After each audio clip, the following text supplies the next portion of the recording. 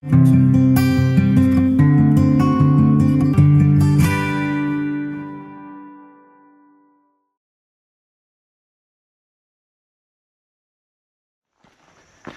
it's Uncle Joe and Uncle Joe Hikes. We're out here at Acoustic Trails today, doing the Long Branch loop, very short loop. I was actually supposed to be on the BMT today, but where I was going to start was where I finished some time ago, actually back during COVID. And it's a tiny little spot, and it was crammed full of cars. So yeah, kind of had to can that idea. Since this was nearby, and I'm actually out trying to get some miles on Gobi's new gears to break them in, thought I'd come over here and we'd just do a short little hike.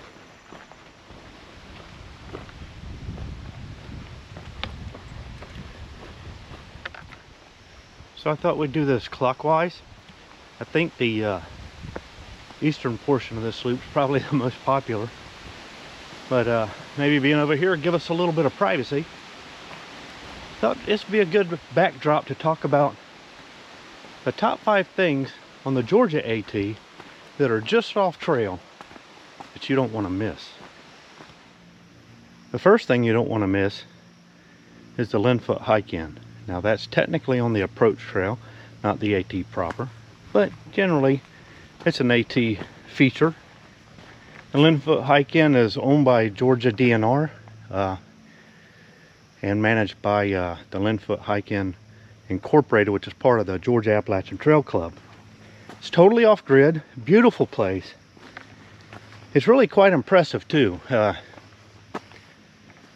know, they have all the amenities there that you would need, but it's all off-grid powered.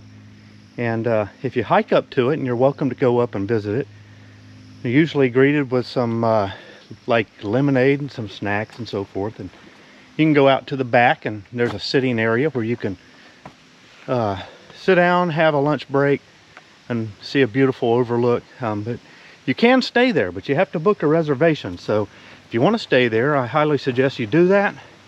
I think you'll enjoy it. It is something I plan to do at some point, probably in the fall, maybe this year. I've been up a few times, I want to say 2 or 3 times, but I haven't stayed there. So I've got some friends who are interested in doing that, and yeah, we'll have to get that on the agenda. One of the nice things about this side of the trail is you get a good ridge to walk along the side of. Past some people back there that, oddly enough, are coming around the same side as me. So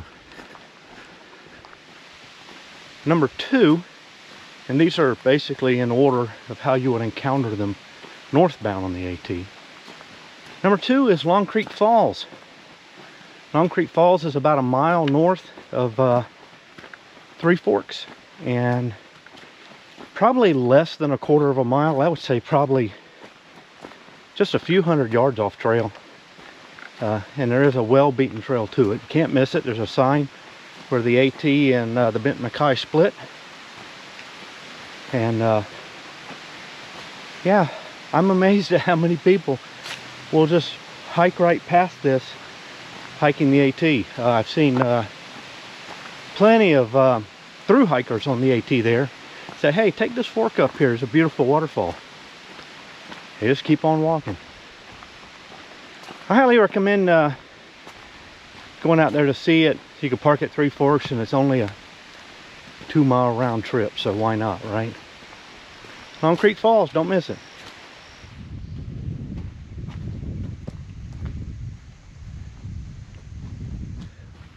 Well, I was gonna show you how windy it was, but the wind died down. It's coming and going though. Temperature's about 70 degrees. Man, this is just perfect. Beautiful sunny day. You can see these from the trail. Thought I'd take a little side trip over. Somebody built up a little wall here. It may have been a home or a shed or something here. Yeah, somebody did a lot of work. Got a nice laurel tunnel here. Really cool up here in the mountains today. You can hear the wind above, so that breeze is just making it that much more nice temperature wise. We're getting close to the turnoff here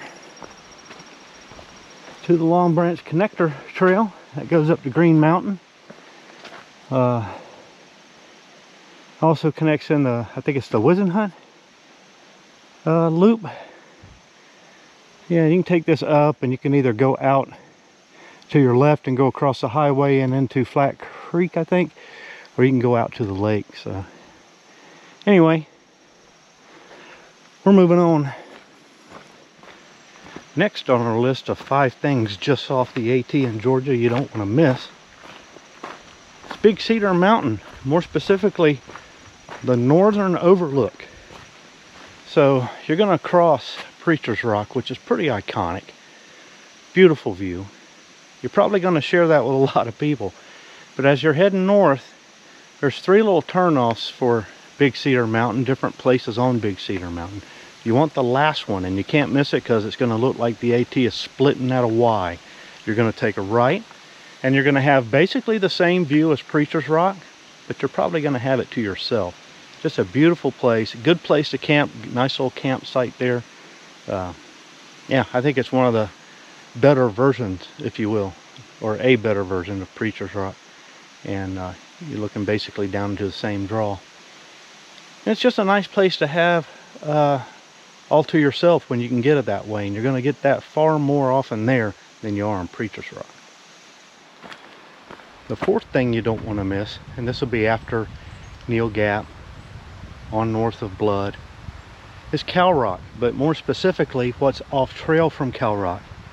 When you're standing on Cow Rock, if you'll step off and to your right, you'll find a little trail. It's going to take you to 2 awesome views.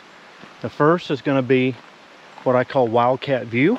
You'll be able to look across to your left and see Wildcat Mountain. You'll be on a big sort of open rock slab where you can look across completely unobstructed, and that view will show you the ridge where the AT goes up and then hooks, goes down to Hog Pen, and then the off trail to Whitley Gap Shelter continues across that ridge. So it's a beautiful view right there, but you're not done. Come back to the little trail and continue on south, and about another 100 yards you're going to come to Storytime Rock, and I call that the bow of the ship, because you feel like you're out on the bow of a ship and just looking off to the south, and it's just gorgeous.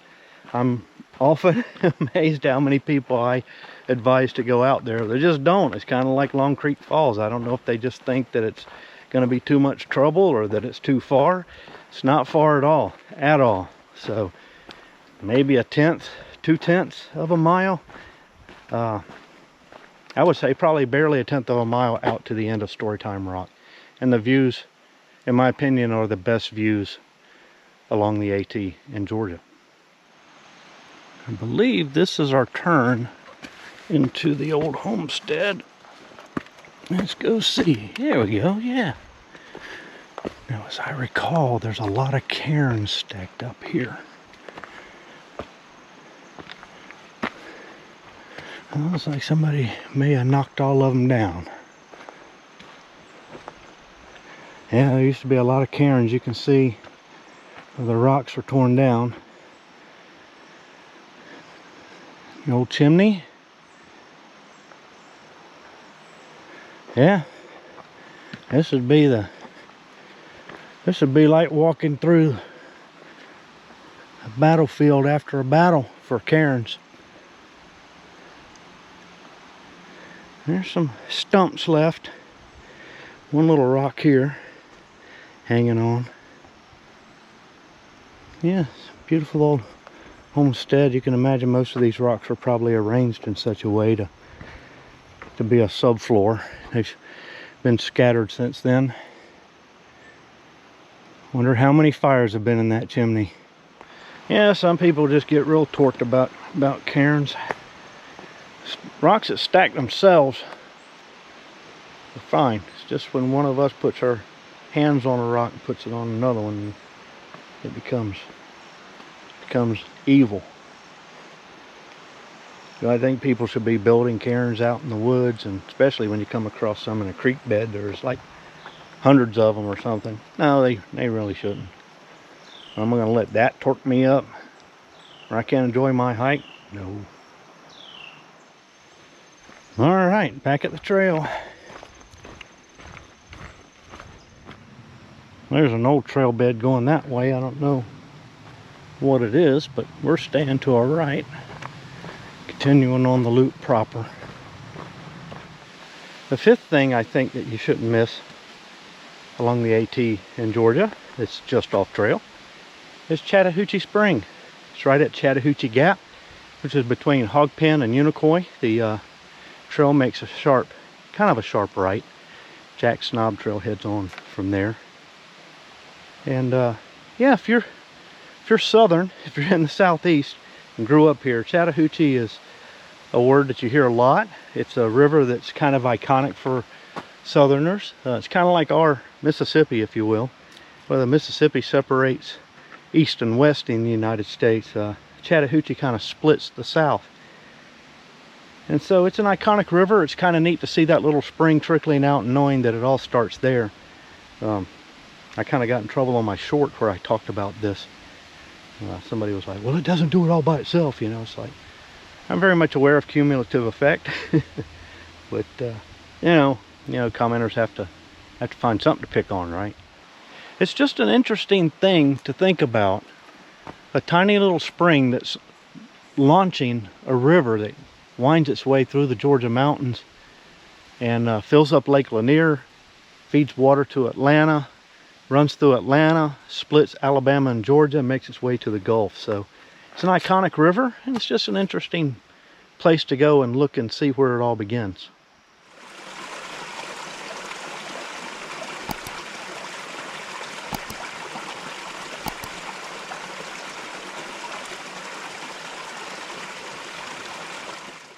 Alright, we made it back.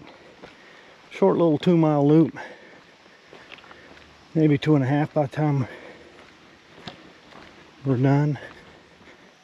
So that's my 5 things that are just off the AT but worth taking a spur trail to. There are probably some others like Owens Overlook. You know, trying to think of some others. There's,